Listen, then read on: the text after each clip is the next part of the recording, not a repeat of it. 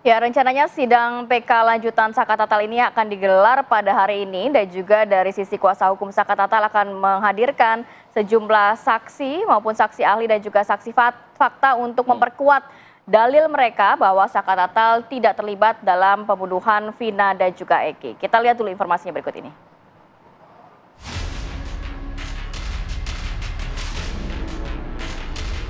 Perjuangan Saka Tatal untuk memulihkan nama baiknya dengan mengajukan peninjauan kembali harus menemui jalan berliku. Setelah kuasa hukum Saka Tatal mengajukan 8 bukti baru, dalam persidangan hari Jumat lalu, jaksa sebagai termohon malah menolak bukti tersebut. Salah satu bukti baru yang ditolak adalah foto kematian Vina dan Eki, yang dianggap merupakan barang bukti yang pernah dilampirkan di persidangan terdahulu. Tambahan penjelasan pemohon peninjauan kembali pada poin 1 memori tambahan pemohon yang berkesimpulan bahwa kematian Muhammad Rizky Rudiana dan Vina disebabkan karena kecelakaan lalu lintas tunggal yang dapat kami tanggapi sebagai berikut. Bahwa berdasarkan fakta hukum Novum 1 sampai dengan 3 dan Novum 5 yang dianggap novum oleh penasihat hukum peninjauan kembali merupakan foto lama yang telah dilampirkan dalam berkas perkara atas nama anak Saka Tatal yang pada dasarnya sama, hanya diambil dari sisi yang berbeda namun tidak merubah esensi dan maksud dari foto tersebut. Beberapa foto anak korban Muhammad Rizky Rudiana dan anak korban Vina digunakan juga dalam pemeriksaan korban Muhammad Rizky Rudiana dan korban Vina oleh dokter yang terdapat di dalam visum et repertum dan bukan merupakan kecelakaan lalu lintas tunggal sebagaimana diasumsikan oleh penasihat hukum yang juga tidak beralasan hukum. Tak gentar dengan penolakan ini, kuasa hukum Saka Tatal kembali akan mengajukan sejumlah saksi. Salah satunya adalah Liga Akbar yang dahulu pernah memberikan kesaksian. Kuasa hukum Saka Tatal juga meminta majelis hakim untuk menghadirkan personil kepolisian yang pertama kali mengevakuasi Vina dan Eki saat kejadian berlangsung. Tak hanya mengajukan saksi untuk memperkuat fakta yang diajukan, kuasa hukum Saka Tatal juga akan mengajukan sejumlah saksi ahli untuk memperkuat bukti baru yang diajukan. Hari ini, sidang lanjutan peninjauan kembali Saka Tatal kembali digelar di Pengadilan Negeri Cirebon. Akankah sejumlah saksi hingga saksi ahli yang telah disiapkan dapat meyakinkan hakim agar PK Saka Tatal dikabulkan? Dari Cirebon, Jawa Barat, Ervan Septiawan, TV One mengabarkan. Ya, untuk membahas mengenai perjuangan dari Saka Tatal untuk mencari keadilan ini, kita sudah terhubung bersama dengan sejumlah narasumber melalui sambungan Zoom. Ada Ibu Titin selaku kuasa hukum dari Saka Tatal dan juga ada Komjen Pol Ito Sumardi yang juga sudah bergabung bersama kami melalui sambungan Zoom. Selamat pagi Pak Ito, Bu Titin. Selamat pagi Mas Alfat Barati. Baik. Pagi. Bu Titin, hari ini sidang PK lanjutan akan dimulai kembali dan rencananya akan menghadirkan sejumlah saksi fakta. Apakah sudah terkonfirmasi siapa saja yang akan dihadirkan oleh pihak kuasa hukum? Sudah Mas. Jadi ada beberapa saksi fakta yang akan menyatakan betullah telah terjadi pembunuhan dan pemerkosaan. Karena saksi-saksi fakta itu kami juga akan berkoordinasi dengan para kuasa hukum yang memegang saksi-saksi itu. Di antaranya Liga Akbar, alhamdulillah sudah terkonfirmasi akan hadir. Kemudian juga ada saksi lain yang betul-betul itu beberapa, bahkan pada saat persidangan sedang berlangsung tiba-tiba muncul yang menyatakan kemungkinan tidak mungkin ada peristiwa pembunuhan dan pemerkosaan dalam durasi waktu yang begitu singkat juga akan dihadirkan. Alhamdulillah kami sudah berkomunikasi dengan kuasa hukumnya, siap hadir.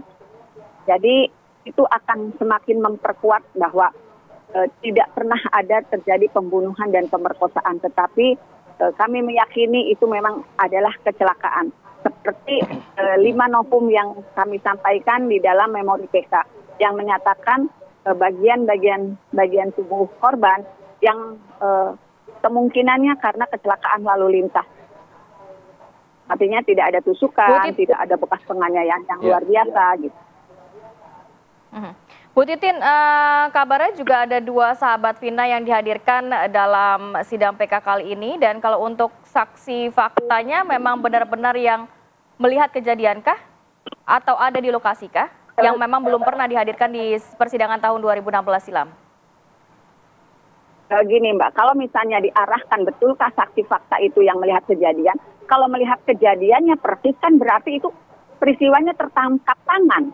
Tapi kan ini peristiwanya kecelakaan di tanggal 27 Agustus 2016, kemudian ada saksi yang menyatakan, mohon maaf Liga Akbar seperti terjadinya kejar-kejaran, tetapi sekarang ada keterangan yang dirubah karena memang tidak pernah ada peristiwa kejar-kejaran. Kalau yang dimaksud, apakah betul saksi fakta itu yang melihat peristiwa, itu berarti kan itu tertangkap tangan peristiwanya.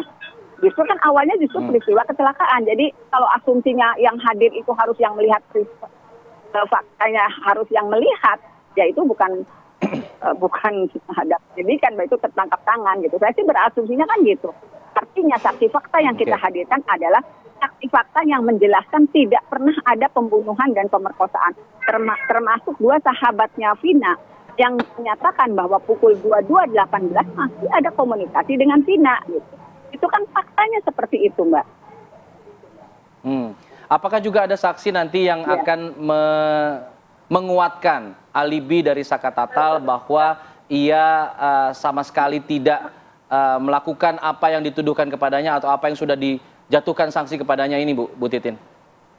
Ya, akan juga dihadirkan saksi fakta yang menyatakan, karena kan kalau dalam tuntutan, dalam putusan, seolah-olah Saka Tatal itu ada di tempat kejadian ikut mengejar.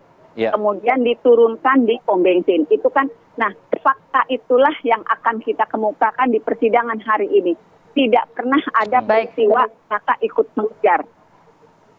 Oke, Bu Titin, tapi kalau kita melihat dalam persidangan sidang PK sebelumnya, ini kan JPU menyatakan bahwa novum-novum yang dihadirkan ini juga pernah dihadirkan atau diajukan pihak kuasa hukum di tahun 2016 silam. Tapi sayang sekali JPU juga menyatakan bahwa dari kuasa hukum Saka Tatal ini juga tidak melampirkan hasil visum forensik. Jadi seakan-akan pemohon ini hanya berkesimpulan kejadian itu adalah kecelakaan, tapi tidak ada bukti yang menguatkan begitu, Bu. Apakah Ibu saat ini akan cukup percaya diri bahwa yang dihadirkan cukup kuat begitu, tidak ditolak oleh JPU? Saya sangat percaya diri, Mbak, karena gini, kalau JPU beralasan novum 1 sampai ke 5 itu berkasnya pernah, foto-foto itu pernah dihadirkan dalam berkas Saka Tatal, saya ya nantangin jaksa aja, silahkan hadirkan berkas-berkas 1 sampai 5 novum yang pernah disampaikan di memori. Karena gini, kalau jaksa penuntut umum meyakini 5 foto itu pernah dihadirkan, berarti luar biasa dong keputusannya. Kenapa dari 5 foto yang dihadirkan yang betul-betul menjelaskan perut Eki yang kelihatan tanpa luka tusukan, mohon maaf bagian tubuh Vina yang pakaian dalamnya juga sangat rapi, tapi bisa disebut ada pembunuhan dengan celurit, dengan samurai, juga dianggap ada pemerkosaan, dianggap ada perdarahan yang luar biasa seperti yang dalam putusan itu dijelaskannya dari keterangan saksi yang dikutip. Karena visual daripada bagian tubuh Vina itu betul-betul mulus, mohon maaf, dengan pakaian dalam yang ketat mengikat bagian dalamnya. Jadi itu terkonfirmasi ketika ada pengakuan dari sahabat Vina bahwa ketika bermain di rumahnya sempat meminjam uang 50.000 untuk membeli mie instan dan pembalut. Pada saat menerima novum itu, sebetulnya ada pikiran kok ini bagian ininya agak besar ya kelihatan.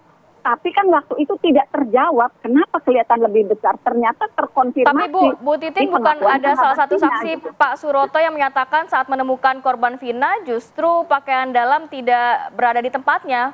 Waktu itu dari sisi Pak Suroto yang memang saksi melihat langsung begitu korban Vina dan juga Eki di lokasi.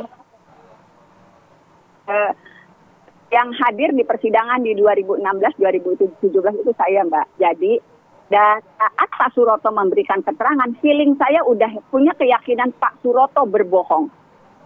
Saya yakin betul masalah itu. Kemudian juga mohon maaf juga waktu itu Liga Akbar dari gestur tubuhnya. Tetapi kan Liga Akbar sekarang mengubah keterangannya walaupun masih di media sosial. Jadi saya juga sudah punya feeling waktu itu, apalagi Pak Suroto itu banpol dan di media sosial, di media-media lain kan keterangan Pak Suroto juga berubah-ubah. Keyakinan saya dulu ini Pak Suroto berbohong, ditambah dengan sekarang dia tampil di media dengan keyakinan yang berubah-ubah. Dia ngomong memapah Vina ke mobil, tetapi kan kenyataannya betul tidak. Dia mengatakan dia pertama kali menemukan, betul tidak. Dia ngomong mukanya hancur, lebam-lebam, betul tidak. Ya. Saya meyakini Pak Suroto berbohong gitu, Mbak. Baik, saya ingin Pak Ito. Pak Ito, kalau kita lihat ini ada keyakinan dari kuasa hukum Saka Tatal bahwa apa yang disampaikan oleh saksi-saksi di 2016 ini sebenarnya berbohong. Termasuk juga dibuktikan mengenai dengan keterangan dari Liga Akbar juga yang akhirnya mencabut keterangannya dulu. Nah, kemudian ada juga sejumlah definisi saksi fakta tadi yang disampaikan oleh Bu Titin. Saya ingin nanti minta pendapat Pak Ito ya. Usai jeda ya Pak Ito ya. Kami jeda dulu, kami kembali saat lagi. Tetap di sini di Apa Kabar Indonesia Pagi.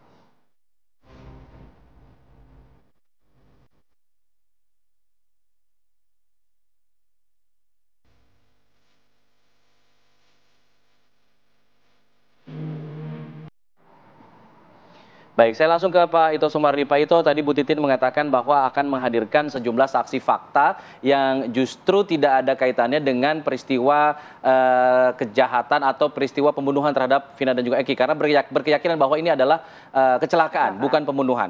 Kalau dari Pak Ito sendiri, definisi dari saksi fakta itu seperti apa Pak Ito?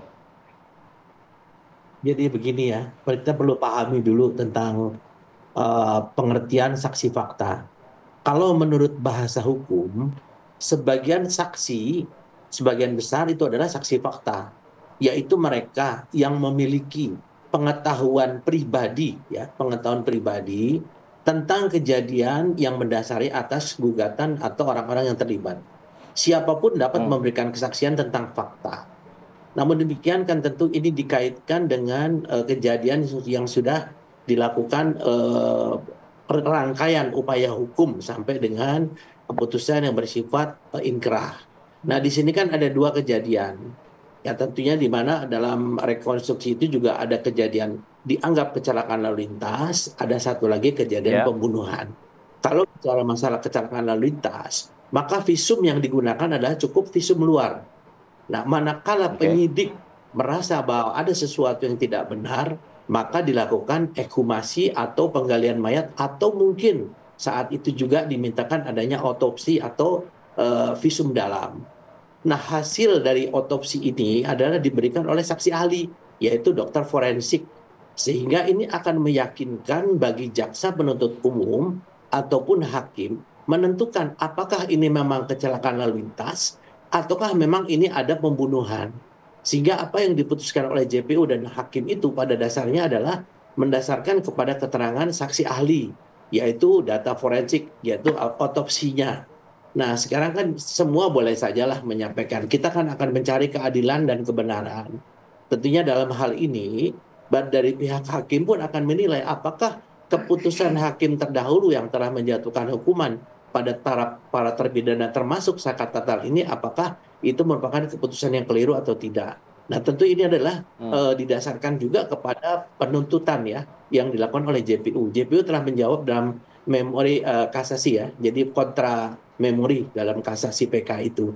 Saya kira mungkin silakan saja disampaikan kepada sidang, dan saya yakin mungkin hakim akan mempertimbangkan apakah ini relevan ya saksi-saksi ini yang diajukan ataukah tidak relevan. Kalau ada pencabutan daripada keterangan, itu pun akan dikaitkan dengan beberapa saksi-saksi lain yang saat itu dihadirkan, dan juga tentunya sebagaimana kita ketahui, keterangan saksi itu adalah tidak lebih kuat daripada keterangan ahli.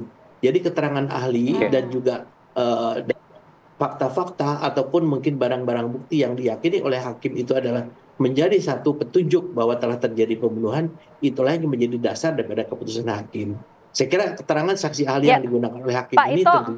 tentu Baik. Pak Ito, kalau Bagaimana, kita Mbak Ratu? mendengarkan narasi yang saat ini digaungkan oleh kuasa hukum Saka Tatal adalah bukan pembunuhan, penganiayaan yang berujung kematian, tapi justru kecelakaan. Berarti ini akan semakin pelik nggak sih Pak pembuktian? Kalau kita melihat kan seharusnya sidang PK hanya mengecek mungkin bukti-bukti saja ya. Ini rasanya udah kayak sidang baru bahkan ya. Iya, itu menurut saya betul ya, betul sekali Mbak Ratih ya. Kan ada aturan di dalam sidang PK yang mungkin oleh hakim bisa saja diabaikan ya. Tapi kan ini kita tidak menguji material ya, seperti sidang pengadilan biasa. Tentunya hal ini itu hak juga daripada penasihat hukumnya untuk menyampaikan, tentunya juga persidangan tidak bisa menolak. Tapi pertimbangan hakim tentunya nanti ada, apakah ini relevan atau tidak, karena kejadian ini kan sudah 8 tahun yang lalu Mbak Rati ya. Kalau dikatakan saksi-saksi fakta itu adalah kita juga harus menyesuaikan juga dengan waktunya, apakah memang bisa diterima atau tidak. Saya kira mungkin ini akan menjadi pertimbangan daripada hakim PK nanti gitu Mbak Rati. Ya, Pak Ito, salah satu yang dipertimbangkan dalam sidang PK kan ada 3 alasan untuk sidang PK, yaitu adalah adanya novum baru, lalu kemudian ada putusan hakim yang bertentangan, dan ada kelalaian dari putusan hakim itu sendiri. Nah, kalau kita melihat seperti memang narasinya memang ingin diarahkan ke kelalaian hakim begitu setelah novumnya ini ditolak oleh kontra memori dari jaksa. Nah, untuk kelalaian hakim ini, bukankah memang ada batas waktu tertentu Pak, 180 hari kalau tidak salah. Apakah itu masih bisa dipertimbangkan oleh hakim saat ini? Ya pastilah, pasti itu kan aturan hukum ya Mas ya. Dan ini kan sekarang ingin bagaimana diyakinkan bahwa itu adalah kecelakaan lalu lintas dengan didasarkan kepada visum daripada dokter di Rumah Sakit Gunung Jati. Visum itu sebagaimana saya sampaikan adalah visum luar.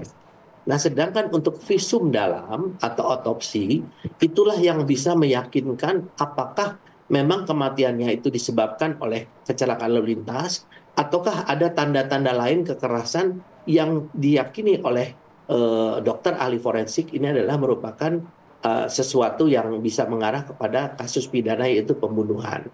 Soal pembunuhan berencana dan lain sebagainya tentunya itu kan didasarkan kepada keterangan-keterangan saksi lain sehingga diputuskan bahwa ini adalah merupakan kejahatan ya pembunuhan berencana yang tentunya waktunya kalau pembunuhan berencana itu bisa seketika ataupun bisa melalui perencanaan yang panjang ya, bisa yang pendek panjang, bisa menggunakan komunikasi ataupun tidak.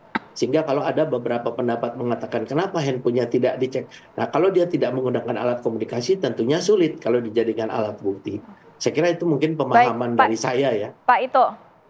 Baik, Pak Ito, tapi kalau melihat dari sisi saksi-saksi yang dihadirkan oleh kuasa hukum Saka Tatal, rencananya bahkan ada undangan juga untuk Ibtu Rudiana dihadirkan dalam sidang PK kalau berkenan hadir. Kemudian juga sebelumnya kita mendengar ada 2 mantan Polri yang juga diundang tapi tidak bisa hadir. Selain itu juga ada Deddy Mulyadi yang kabarnya juga dari konten YouTube-nya ini bisa merekonstruksikan lagi kasus ini. Nah, kalau Pak Ito menilainya akankah cukup bernilai atau bisa diterima oleh hakim dengan diundang begitu pihak kepolisian dan lain sebagainya ini?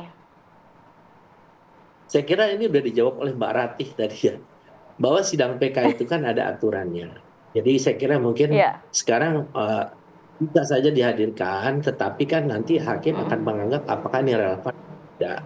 Ya, jadi atau memang kita lihat sidang PK dengan sidang biasa itu tentunya kan ada dengan persyaratan. Kalau memang ada kelalaian hakim, tentunya hakim PK akan melihat kelalaiannya di mana, gitu ya. Kalau memang ada hal-hal yang mungkin dianggap bahwa di dalam persidangan terdahulu tentu hakim PK juga akan menilai dan tentunya relevansinya dengan saksi-saksi yang dihadirkan, termasuk saksi ahli. Kalau saksi ahli ini kan ahli bidang apa? Apakah relevan dengan kasus itu gitu kan? Misalnya ada seseorang menganggap bahwa ini bukan pembunuhan, apakah dia seorang ahli? Kalau dia seorang ahli forensik mungkin saja bisa, tapi didasarkan kepada hasil otopsi pada saat itu. Demikian. Baik, saya ingin ke Bu Titin. Bu Titin, apa yang bisa Anda jelaskan mengenai relevansi dari fakta apa saksi-saksi yang akan dihadirkan hari ini dengan apa yang ingin Anda buktikan di sini bahwa ini bukanlah pembunuhan tapi kecelakaan? Relevansinya karena gini, di sidang 2016 itu kita walaupun kita sudah menghadirkan saksi-saksi alibi yang menyatakan keberadaan Saka Tatal pada malam ditemukannya kedua korban, tetapi kan semua fakta-fakta itu diabaikan oleh hakim, diarahkan hanya sesuai BAP. Kemudian ada seseorang yang tokoh yang bisa merekonstruksi kembali, karena kan kita juga tidak bisa menghadirkan saksi-saksi alibi yang dulu pernah dihadirkan. Ada tokoh yang bisa merekonstruksi kembali dan menjelaskan sebetulnya betul tidak sih saksi-saksi yang dulu dihadirkan itu berada di tempat seperti yang diungkapkan, dan itu kan ternyata terkonfirmasi bahwa sebetulnya mereka betul sesuai dengan alibinya. Hanya waktu di persidangan 2016, karena keterangan yang didengarkan itu keterangan terdakwa Saka dulu, baru kemudian keterangan saksi alibi, pada akhirnya hakim waktu itu yang diketuai oleh Ibu Etik selalu menyatakan Saka sudah mengaku, Saka sudah mengaku, Saka sudah mengaku. Dan dengan itulah sebabnya kita juga menghadirkan saksi-saksi yaitu dari ahli pidana. Seperti apa sih kalau misalnya keterangan seperti itu, bagaimana sih kondisi persidangan dahulu juga akan dihadirkan, kita hadirkan saksi lain yang mengetahui persis bagaimana kondisi sidang terdahulu di 2016 saat menghadirkan anak Saka Tatal, anak yang berkonflik dengan hukum Saka Tatal gitu. Jadi saya melihat itu sangat relevan. Oke. Saya terakhir mau ke Pak Ito. Pak Ito menyoroti ini tidak hanya Saka Tatal yang mengajukan PK, nampaknya Rivaldi alias Andika juga akan segera mengajukan PK dan mungkin berbondong-bondong nanti terpidana lainnya. Ini Pak Ito mencermatinya seperti apa, Pak Ito, terakhir? Nah, baik Mbak Rati, kan mereka itu para terpidana dihukum seumur hidup. Berarti kan seumur hidupnya dia berada di tahanan. Tentunya harus ada upaya hukum seseorang, apakah dia bersalah atau tidak bersalah, untuk melepaskan jeratan hukum ini dengan berbagai cara. Tapi kan kita ingin melihat tadi adalah bagaimana kebenaran dan keadilan bisa ditegakkan bukan hanya kepada mereka saja tentunya, kepada dari pihak Ibtu Rudiana maupun juga kepada orang tuanya Vina. Karena kita juga harus melihat kalau memang betul mereka tidak bersalah, siapa yang melakukan perbuatan ini? Kan tentunya harus dicari. Nah, kita tentunya mendasarkan kepada hal ini, saya tidak mengikuti sidang tahun 2016 yang diikuti langsung oleh Bu Titin, tapi ini ada 3 keputusan ya, dari Hakim Pengadilan Negeri, Hakim Pengadilan Tinggi, kemudian Mahkamah Agung, dan tentunya yang menjadi pertimbangan kenapa 3-tiganya ini mengamini untuk hukuman terhadap mereka termasuk pada Saka Tatal. Saya kira ini yang perlu diuji oleh hakim dari PK ya Mbak Rati ya. Demikian. Baik, nanti kita akan tunggu jalannya sidang PK lanjutan pada hari ini akan menghadirkan sejumlah saksi fakta dari pihak Saka Tatal. Terima kasih Pak Ito, terima kasih juga Bu Titin sudah bergabung bersama kami di Apa Kabar Indonesia Pagi. Assalamualaikum, selamat pagi. Assalamualaikum, selamat pagi.